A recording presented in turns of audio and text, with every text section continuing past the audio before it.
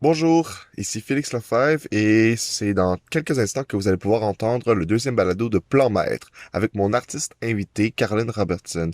Mais avant qu'on commence, j'aimerais vous dire que ce fut une très belle demi-heure que j'ai passée avec mon invité du mois.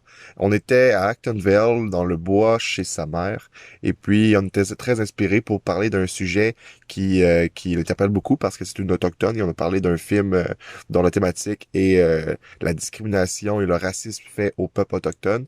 Euh, et puis, on a abordé plusieurs autres sujets, dont l'inspiration de James Cameron pour créer les personnages des Navy dans Avatar. J'y ai souligné que les Navy utilisaient, en fait, ils sont très connectés avec la Terre, et puis que pour qu'ils créent cette connexion avec l'arbre mère qu'on voit dans le film, ça c'est le gros arbre, et ils utilisaient leurs cheveux. Cette information-là, je vais la dire pendant le balado, mais elle est fausse. C'est pas avec les cheveux qu'ils connectent, c'est avec leur queue. Ils ont une immense queue, et c'est avec cette queue-là qu'ils vont connecter. Alors la nuance est à faire là, quand vous allez arriver à ce moment-là, bien prendre en considération qu'on ne parle pas nécessairement des cheveux qui connectent, mais de la queue qui connecte. Alors je vous souhaite une très belle demi-heure en ma compagnie et en celle de Caroline Robertson. Bonne écoute. Bonjour tout le monde et bienvenue au deuxième épisode de le balado de Plan Maître. Alors aujourd'hui, je suis avec Caroline Robertson, une autochtone Micmac de Guesbec, en Gaspésie. Est-ce que je me suis trompé en... Gaspé, Merci. c'est la communauté de Gaspésie, une des trois communautés présentes dans la Gaspésie, soit Gaspé, Gaspégiac et Listigouche. Alors, merci beaucoup, Caroline. Alors, je m'appelle Félix Lefebvre et aujourd'hui, on va parler de Cheval Indien, un film canadien réalisé par Stephen Capanelli. Alors, ce film-là a été réalisé en 2017. Il a fait le tour des festivals cette année-là.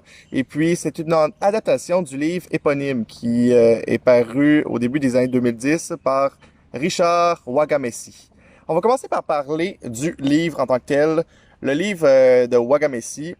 En fait, il faut savoir que Wagamessi est un autochtone lui-même de la province de l'Ontario. Il fait partie de la famille des Ojibwe. Et puis, c'est pas anodin parce que le personnage principal, Saul, dans le livre et dans le film, fait partie de cette famille-là, les Ojibwe. Donc, c'est pas un hasard. Tout est dans tout. Euh, Richard Wagamessi, l'auteur du livre, est un auteur, évidemment. Il a fait près de 10 livres dans sa carrière et puis il a été aussi journaliste. Et puis aujourd'hui, il est mort en 2017. Alors, en fait, il est mort durant que le film Cheval Indien faisait le tour des festivals. Donc, on peut dire qu'il a fini sa vie sur une bonne note parce que son œuvre qu'il a écrit, c'est en fait le tour des festivals et puis des écrans canadiens et internationaux. Alors maintenant, on va parler de plus en profondeur de Stephen Capanelli, qui est le réalisateur, je le rappelle, de Cheval Indien. Capanelli fait partie de l'immigration italienne en sol canadien. Et puis, durant son enfance, lui, il va vraiment écouter beaucoup de cinéma. Et puis, il va retrouver en un acteur américain un héros. C'est un modèle, en fait. Et ce modèle-là, c'est nul autre que Clint Eastwood. Euh, Capanelli va être diplômé d'études cinématographiques de l'Université Concordia. Et puis, il va faire quelques films. Il va surtout se tourner vers la caméra. Lui, avant même d'être un réalisateur, c'est plus quelqu'un qui est caméraman.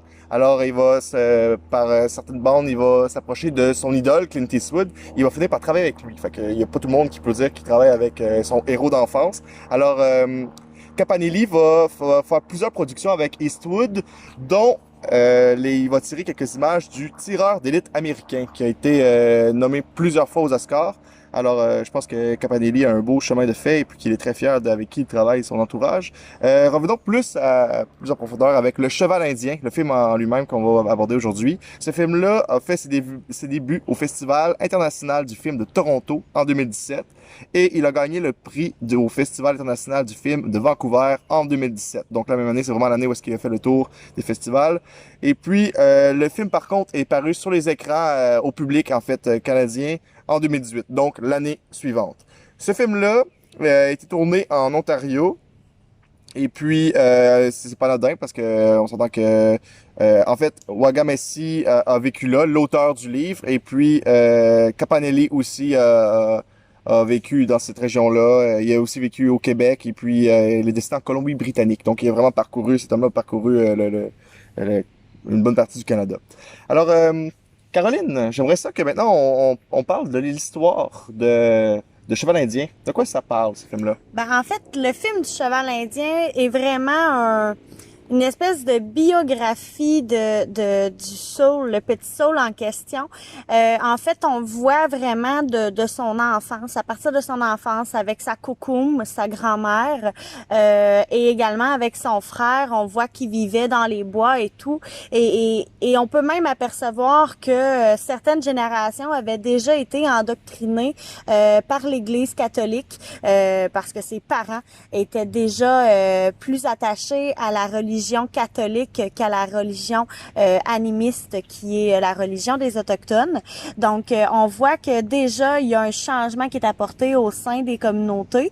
Et le jeune Saul, en fait, suite malheureusement à des péripéties avec sa famille, il a été retrouvé par des officiers qu'on appelait les hommes blancs.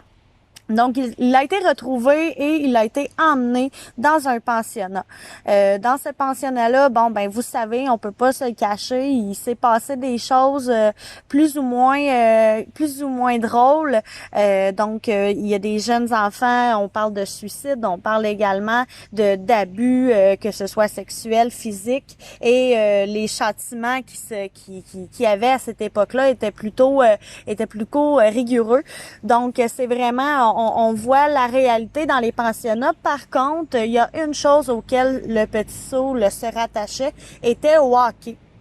Parce que en fait, dans les pensionnats, il y a bien des choses qui étaient pas roses, mais on pouvait pas dire que c'était complètement tout noir. Il y avait certains moments d'espoir, et on se rattachait souvent au sport à ce moment-là. Donc les petits Indiens, comme on les appelait, jouaient au hockey dans le pensionnat, et Saul a été en fait a découvert une passion, puis c'est même devenu quelque chose pour lui qui était plus cher pour lui que la vie. C'est vraiment le hockey. Donc, il a vraiment appris à patiner par lui-même et tout, même si l'Église ne voulait pas qu'il soit un hockeyeur. Et là, il a embarqué dans l'équipe de hockey de son pensionnat. Ils ont pu faire des tournois entre les pensionnats. Et ils ont même, le petit Saul a même été recruté dans une équipe en fait, pour quitter le pensionnat, et il a été recruté chez les Moose, qui est une équipe d'une communauté autochtone à l'extérieur du pensionnat. Donc là, il a embarqué avec les Moose, et ensuite de ça, il a même été repêché par l'équipe de Toronto, donc les Maple Leafs de Toronto. Malheureusement, encore là, ça peut pas être tout beau, ça peut pas être tout rose. Le petit Saul a vécu de l'intimidation et du racisme pendant son sport, donc on voit encore là quelques passages plutôt malheureusement un peu plates, mais c'est des fois c'est ça qu'il faut voir la réalité en face. Donc le petit Saul a encore vécu de l'intimidation. Et bon, maintenant, devenu adulte, fait partie de l'équipe de Toronto, mais il y a un élément déclencheur qui lui fait rappeler de très mauvais souvenirs qu'il aurait bien voulu oublier. Donc, à partir de ce moment-là, et comme beaucoup de communautés autochtones le ressentent toujours, le petit Saul vit maintenant dans l'abus de substances comme l'alcool, ce qu'on appelle l'eau de vie. Donc, le petit Saul a tombé dans l'alcool et il tombe dans un centre de désintox, et on tente de comprendre de où ce que c'est parti, toute cette douleur-là. Donc, on voit vraiment l'histoire de long en large, mais je veux pas vous en dire plus. Vous allez voir, c'est super passionnant. Je dis beaucoup de toute façon, mais c'est un beau topo. Et puis, faut dire aussi que Saul, le personnage principal, a vraiment un grand talent pour le hockey. C'est peut-être aussi pour ça qu'il s'attache à ça. T'sais, il voit très jeune qu'il y a du potentiel. Et quand il est au pensionnat, il voit les jeunes sur la glace, puis les jeunes ont quelques années de plus que lui. Puis il voudrait jouer, mais c'est les cadres, c'est les frères qui veulent pas le voir jouer, puis les sœurs qui veulent qu'il reste, puis qui attendent qu'il vieillisse un peu. Mais lui, il veut vraiment y aller, puis il va finir par faire sa place. Mais je pense que c'est vraiment comme une espèce d'échappatoire qui a vécu avec ce sport-là. Moi, j'ai fait, en voyant le film Cheval Indien, j'ai vu des similitudes avec le film 42, l'histoire de Jackie Robinson. C'est un film de 2013. Puis En fait, grosso modo, cette histoire-là de Jackie Robinson, Jackie Robinson, c'est le premier noir dans la ligue de baseball majeure. Donc, il a joué pour les Dodgers. Puis, pourquoi est-ce qu'on a fait un film sur lui? C'est parce que c'est le premier, c'est le noir, justement. Puis, on s'entend que lui, dans les années où est-ce qu'il a joué au baseball, c'est pas des années très roses pour les Afro-Américains. Donc, insultes, crachats, violence physique, il a pas mal tout vécu. Même qu'il y a plusieurs agissements de fait des blancs face à ces deux personnages-là. Jackie Robinson et Soul sont assez similaires. Vu que c'est en plus c'est fait par la majorité blanche, j'ai vraiment vu des similarités. Puis les deux voulaient vivre, en tout cas pratiquer ce qui était le plus cher pour eux, soit un sport, hockey ou baseball. Donc j'ai vu quasiment un miroir, un grand parallèle entre les deux. Deux histoires très différentes, on s'entend là, des thématiques qui se ressemblent par contre. Puis dans les deux cas, j'ai vu que le sport était présent, c'est une thématique forte, mais que c'était plus un prétexte pour parler de la première thématique qui, dans les deux cas, était le racisme. Ouais. Alors, d'un point de vue plus technique, j'ai dans le film de Cheval Indien, j'ai beaucoup aimé parce que, en fait, il faut se dire que le personnage de Soul est incarné par 4 acteurs différents. Puis on en a un qui est très jeune, puis on y va jusqu'à peut-être, je sais pas quel âge le quatrième acteur a, mais il est dans la trentaine environ, là, si je me trompe pas. Puis on voit vraiment l'acteur vieillir par rapport, le personnage vieillir par rapport aux acteurs qui l'incarnent. C'est intéressant parce que on en parlait juste avant que le balado commence, et puis on essaie de voir est-ce que c'était le même acteur? On se posait des questions à savoir est-ce que c'est le même acteur ou est-ce qu'on l'a maquillé?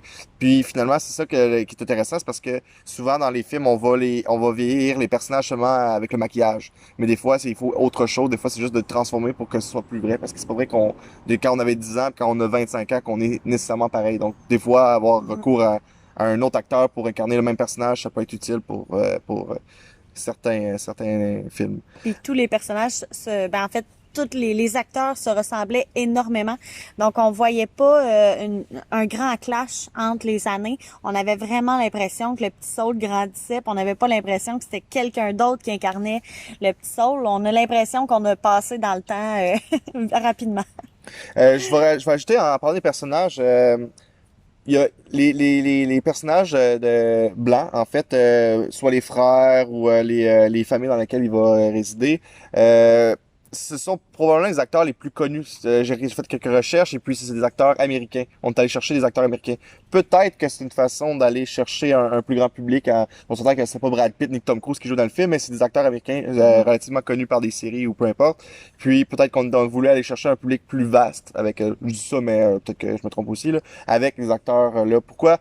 Aussi, on sent que c'est un film qui est canadien. Pourquoi avoir été chercher ces acteurs-là? Peut-être un parallèle à faire avec le fait que il y a Clint Eastwood qui est dans le projet, qui produit le film, là, qui a donné de l'argent pour que le film soit produit. Et aussi que Capanelli, le réalisateur, a fait beaucoup de films aux États-Unis. Peut-être quelque chose à voir là-dedans, j'imagine. Ouais, puis également, on pourrait mentionner que nous, à une certaine époque, les pensionnats, c'était pour les petits Indiens canadiens, mais à la même époque, aux États-Unis, c'était la mort, en fait, qui leur était destinée. Donc, je pense qu'également, en incluant des acteurs américains, je pense qu'on a juste voulu concilier les deux endroits, les deux pays où il y a eu le plus de ravages par rapport à cette réalité-là. Donc, je trouve ça plutôt pertinent qu'on ait pris des acteurs canadiens et américains pour vraiment faire le beau pont entre les deux pays. Un joyeux mélange entre les deux. Oui, puis il faut dire aussi que du côté des Américains, ça a peut-être été... je veux pas comparer non plus, là, mais eux autres, c'était plus directement, c'était souvent la mort plutôt que l'assimilation. Là. C'est plus radical, disons. Là. Ouais, je dis pas que c'est mieux, mais c'est plus radical dans le sens où on passait pas par 4 chemins pour l'intégration, disons. Non, mettons que l'intégration, il passait out. Oui, surtout qu'il y a des endroits où est-ce qu'on tuait les troupeaux de bisons justement pour affamer les familles. C'est un peu... c'est cruel, mais ça fait partie de l'histoire, malheureusement. Les moments à ne pas oublier, malheureusement. Ou heureusement ne pas les oublier pour pas les répéter. Donc maintenant, j'aimerais ça parce qu'on s'entend que c'est un film qui est... Parce que l'auteur, Richard Wagan-Messi, a écrit ça, mais c'est pas un livre autobiographique, c'est pas sa vie. Ça reste une fiction, dans le sens où le personnage de Saul n'a jamais existé. Toutefois, on peut se dire que il y a probablement y a beaucoup de jeunes qui sont attachés au hockey dans leur vie, des Autochtones qui sont attachés au hockey ou à un autre sport, mais que donc on a beaucoup de thématiques là-dedans qui sont très près de ce qui s'est passé. Alors j'aimerais ça qu'ensemble on regarde qu'est-ce qui est vrai, qu'est-ce qui est faux, qu'est-ce qui est partie vraie. Mhm. On commence par quoi? Est-ce que t'as Ben, quelque chose que... déjà en commençant, effectivement, à une certaine époque, les Autochtones, on était nomades. Donc, les communautés qui étaient, dans le fond, les familles qui étaient plutôt nomades se promenaient d'un endroit à l'autre. Donc, on voit au début du film que le jeune Saul, avec sa cocoon, sa grand-mère et son frère, se promenaient et vivaient dans le bois. On va se le dire, ils vivaient dans le bois avec peu de ressources. Mais c'est vraiment une réalité de nos communautés beaucoup plus éloignées. Oui, on vivait dans le bois, mais on faisait avec et on a appris de ça également. Je vous dirais que aussi, bon, l'arrivée des pensionnats, faut pas se cacher, c'est une réalité. En feuilletant les livres d'histoire, on voit que les pensionnats ont été très ravageur dans nos communautés autochtones et ça a duré vraiment Oui, très jusque longtemps. dans les années 90, dans l'Ouest canadien, là, au Québec, ça a été fermé plus tôt, mais il faut dire qu'on est dans le même pays quand même, là. Fait que dans l'Ouest, de mémoire, je pense que c'est en 94 que le dernier pensionnat a fermé. C'est quand même très tôt, on était très près d'être né. Je sais pas si t'étais né à cette époque-là. Moi, j'étais ou... pas encore Moi née, non plus, mais quand même, là, pour dire que c'est pas si vieux, plus c'est vieux que un nous an autres, là. plus tard que je Ouais. suis arrivée au monde. Donc, tu sais, on se dit que ça fait environ 25 ans que les pensionnats sont fermés. Officiellement, tous fermés, ouais. C'est quand même atroce, mais ça a duré vraiment longtemps. Les pensionnats ont été faits ainsi, vraiment dans l'optique de nous assimiler, parce que, bon, on avait la peau rouge, on était les enfants du diable, on parlait la langue du démon parce qu'on a nos langues, parce que je dis nos parce qu'on en a beaucoup, toute communauté, toute grande famille ont leur propre langue, donc le Mi'kmaq, l'Atikamekw, tu sais, il y en a beaucoup. Puis lorsqu'on parlait, c'est une langue qui est très comment qu'on dit, glucale, là. Oui, Donc oui. ça vient de la gorge, c'est quand même épeurant quand t'entends ça. Quand t'es habitué au français, ça se peut que ça peut, Ça, ça, c'est différent, ça disons. se peut, Oui. ça se peut, ça soit un petit peu choquant pour les oreilles des frères et des sœurs. Donc oui, ça le fait partie et il faut dire que malheureusement, le sort de certains enfants qu'on voit dans les films, ben faut pas se cacher, on peut pas se mettre une visière devant les yeux, ça s'est passé, ça s'est déroulé. Il y a eu des suicides dans les pensionnats, beaucoup même. On a eu également des enfants qui sont morts dû au châtiment qui se sont produits. Oui, puis surtout que en fait, les chiffres officiels varient, mais on parle d'entre 5000 et 6000 personnes qui seraient mortes à l'intérieur des pensionnats. Ce qui Ouais. est quand même, mais les chiffres varient de quand même 1000 personnes, mais qu'il y ait juste 5000 personnes qui soient mortes à cause de ça, c'est quand même beaucoup. Oui, c'est ça, c'est beaucoup. Puis, tu sais, les châtiments, comme on l'expliquait, il y a eu des abus physiques de par le sentiment à la ceinture, les règles, les barres de savon. On a également eu les châtiments, les abus plutôt, les abus sexuels. Qui était très caché, très tabou encore aujourd'hui. C'est difficile d'en parler, mais il y a eu des abus sexuels dans les pensionnats en plein milieu de la nuit, des frères qui venaient chercher des jeunes pour lui faire malheureusement assouvir leur plaisir sexuel.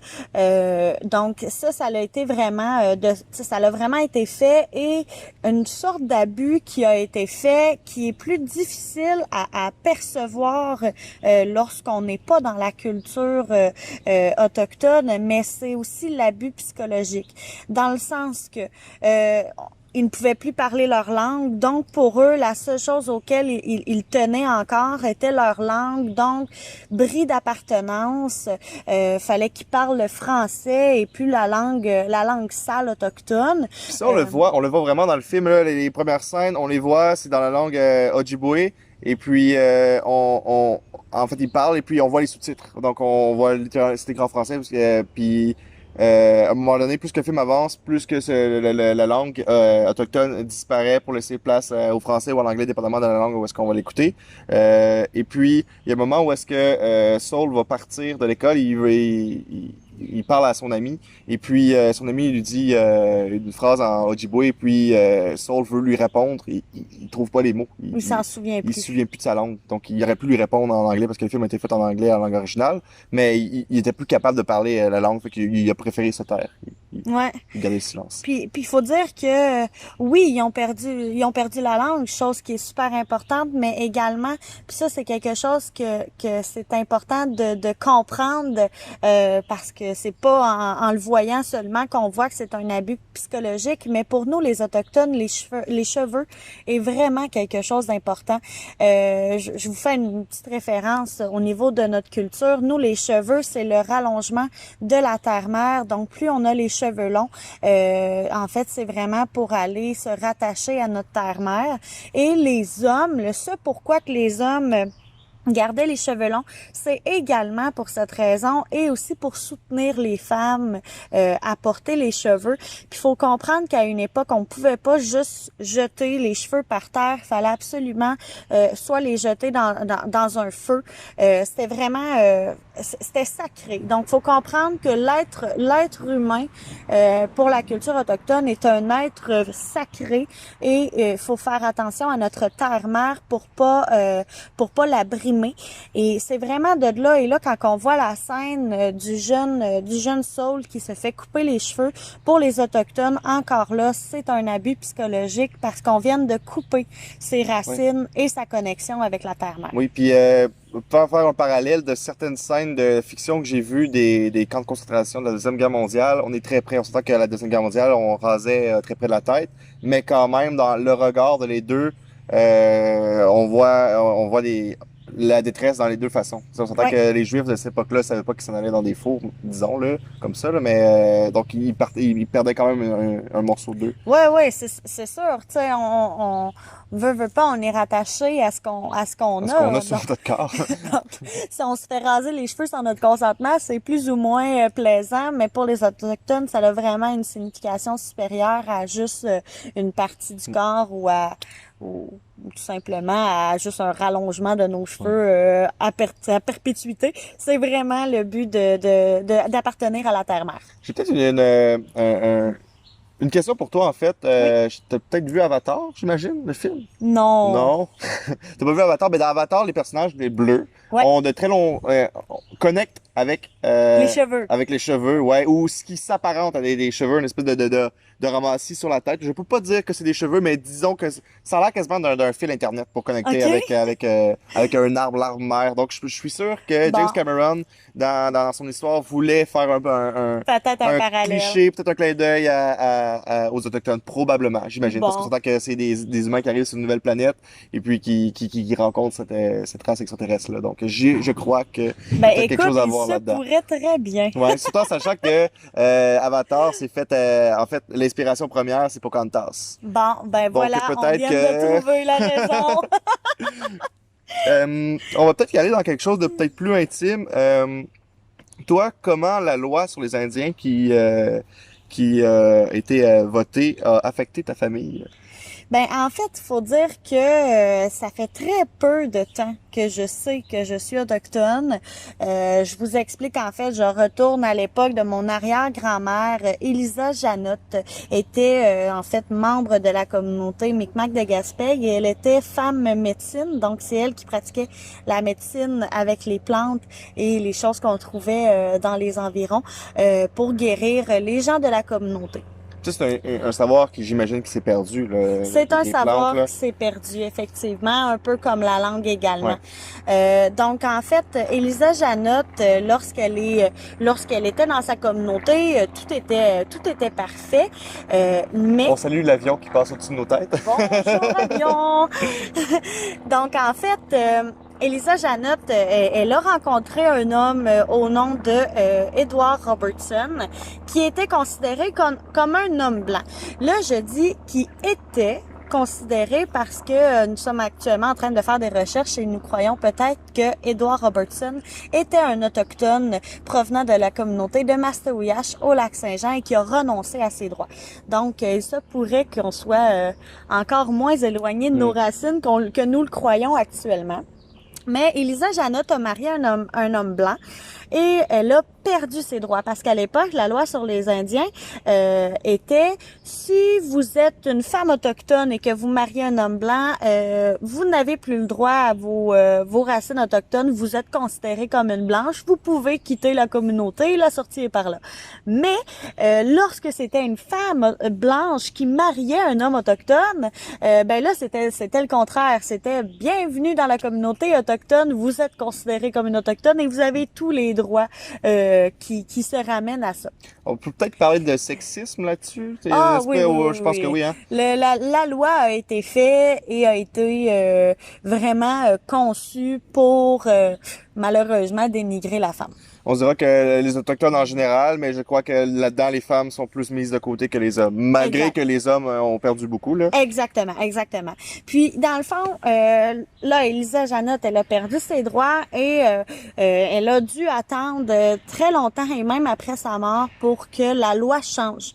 Donc, la loi a changé en 1985 et mon arrière-grand-mère, que je salue, a regagné ses droits autochtones parce qu'elle a été reconnue suite à tous les liens de mariage et par la même occasion, mon grand-père, Roland Robertson Senior, a gagné ses droits en 1985. Mais malheureusement, c'est un combat qui a été que de courte haleine parce qu'on faisait que gagner 2 générations. Donc, mon arrière-grand-mère et mon grand-père ont gagné leurs droits autochtones, mais mon père ne les avait pas acquis. Donc, nous avons dû nous battre pour gagner une autre génération autochtone. Et mon père, de 1985 à 2011, s'est battu pour gagner ses droits autochtones. Donc, mon grand-père a gagné ses droits. Mais encore là, on ne fait que gagner une génération encore. Donc, on parle de quasiment 30 ans à se battre pour avoir une génération. Et là, on a dû recommencer encore le combat. Puis aujourd'hui, je peux annoncer que en décembre 2017, on a gagné 2 autres générations. Donc, moi et mes enfants seront considérés. Ouais. Donc ça, c'est une grosse victoire. Puis on peut comprendre qu'encore là, c'est pas le combat est pas terminé parce que parce que les autres générations qui vont venir après oui, tes enfants. C'est ça. Les autres générations qui vont venir après, eux aussi ont le droit d'être considérés comme des autochtones parce qu'ils le sont. Pourquoi c'est important d'être considéré comme un autochtone? Qu'est-ce que ça t'apporte? Je vous dirais simplement comment je pourrais expliquer ça, c'est une espèce de désir de dire qu'on est encore là. Même après les pensionnats, même après tout ce qui se passe avec les femmes assassinées et disparues, que les dossiers criminels puis ça va dans tous les sens, fermés, puis on n'en parle plus, puis garde c'est tabou en fait là. C'est ça. Donc pour moi, c'est important de dire que je suis haut et fort une autochtone parce que on l'a pas facile. Ça, puis je veux pas m'en plaindre, c'est pas le cas, mais c'est ça qui arrive pareil. C'est vraiment que les communautés autochtones, on l'a pas facile. Bon, tu sais aussi avec le fait que on nous ait donné des territoires, fine, mais donnez-nous les services qui viennent avec. Certaines communautés n'ont même pas d'eau et n'ont pas d'électricité. Donc à un moment donné, c'est le fun d'être autochtone, mais ça serait le fun qu'on soit reconnu dignement. Oui, autant qu'un autre citoyen canadien, en fait. Exactement. Il y a le même service, en fait. Exactement. Merci beaucoup. Je pense que c'est une belle émission qu'on a faite ensemble, Caroline Robertson. Je pense qu'on pourrait se laisser sur une petite note. Radio-Canada a indiqué que Cheval Indien est un film que tout Canadien devrait voir. Pourquoi est-ce que tout Canadien devrait voir ça? Pourquoi c'est important? En fait, je vous dirais que c'est important simplement pour que les Canadiens voient ce qui s'est passé par nos ancêtres, puis simplement de pas vouloir reprendre les mêmes erreurs.